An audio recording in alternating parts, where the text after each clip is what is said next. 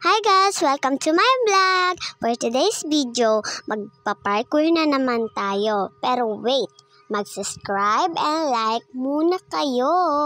So ayan, natapos natin yung Cookie Cat Tower and Maxwell Tower, Wheel Tower.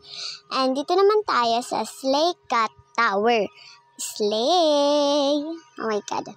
Ay, kamukha ng kaibigan ko. Ay, sorry. Hindi ko yun nasadya na sabihin na maganda kayo yung mga kaibigan ko. Pati kayo, maganda rin yung mga nanonood at nag-subscribe and like and click the bell. So, oh my god. Matatapos natin yung 4 na parkour natin dito sa lobby na to. Sa sunod, sa 4 naman na parkour na bago natin.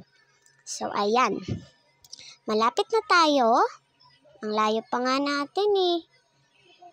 Guys, yung mga dati kong promise, pag nanalo ako, you're gonna like and subscribe. Pero pag hindi ako nanalo, pwede kayong mag-like, click the bell, and subscribe. Ano yun? Ay, wait. Pag hindi ako nanalo, kailangan yung mag-subscribe and like. Pero pag nanalo ako, kailangan yung mag-subscribe, like, and click the bell. So, deal. Deal na. So, andito na tayo.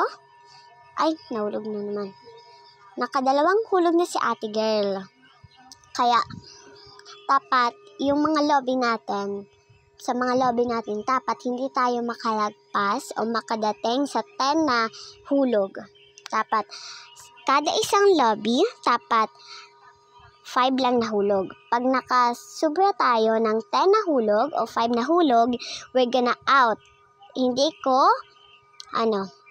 nyo kahit manalo ako, hindi nyo kailangan mag-subscribe. Pero, hindi ako nun ganun. Dahil nakatatlo lang ako nahulog palagi.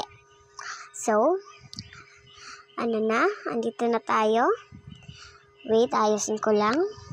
Kasi nasobrahan sa harani, nasobrahan sa layo. Ano yun? Oh my god, si ate girl. So, ayan. Oh my god. So, ayan. Oh my god. Anong sinasabi ni ate girl? Natapos ko yung lobby. Kailangan nyo mag-subscribe, like, and click the bell. So, mag-comment kayo kung anong gusto nyong tower. Goodbye!